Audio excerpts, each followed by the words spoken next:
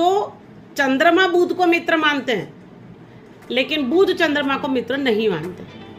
तो ये आपको याद रखना है। इसके लिए सारे सम है। मित्र में केवल सूर्य और बुध हैं, बाकी सारे सम में हैं चंद्रमा के। बहुत सिंपल है चंद्रमा का। वैसे चंद्रमा और मन इतना सिंपल है नहीं, बहुत कॉम्प्लिकेटेड। मन सबसे ज्यादा कॉम्प्लिकेटेड है। अधिकांश कुंडलियों में आप देखिए सूर्य और चंद्रमा, मैं बार बार यही बात बोलती हूँ कि अधिकांश कुंडलियों में सिर्फ सूर्य और चंद्रमा को मजबूत कर दिया जाए तो 80% कुंडली सही हो जाती है, और ज्यादातर दोष चंद्रमा का ही पाया जाता है कुंडलियों में।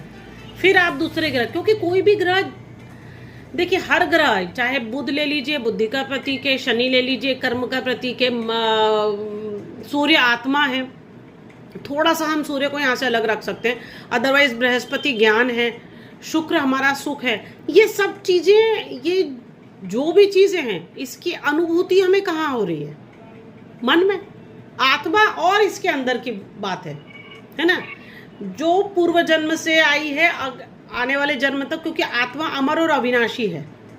तो आत्मा यहाँ से अलग, अगर इसको अलग रखा जाए, क्योंकि आत्मा यहाँ पे किसी भी ज्ञान में लिप्त नहीं होती है, आत्मा किसी सुख दुख में किसी में लिप्त नहीं होती है, आत्मा न पैदा होती है और न मरती है। तो यहाँ पे आत्मा को अगर अलग लगा दे तो बाकी सारे जो विषय हैं कुंडली के 12 भाव और जितने भी ग्रहों से संबंधित जितने विषय हैं, उनकी अनुभूति हमें कहाँ होती है? मन में होती है। और वहाँ जो मन जब दूषित हो गया तो वो सारे सब्जेक्ट आपके गड़बड़ हो जाते हैं। इसलिए चंद्रमा ही मुख्य केंद्र बिंदु माना गया। मैंने आपको ईशा उपनिषद का एक एग्जाम्पल दिया था, रथ का, रथिका और इंद्रिय घोड़ों का, वो जो एग्जाम्पल दिया था, तो वो भी लागू यहीं पड़ता है। मतलब जो सारथी है वो कमज़ोर हो गया तो वो घोड़ों के अधीन, माने घोड़े यानी इंद्रियां हमारी, ये पंचतारा ग्रह, उनके अधीन वो फिर कहीं भी उसको लेके जाएगा रथ को, और रथ उस दिशा में चलता चला जाएगा। ये एक एग्जाम्पल है।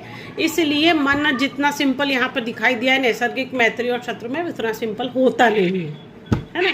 ठीक है, अब हम मंगल पे आते हैं। मंगल को सेनापति कहा गया है।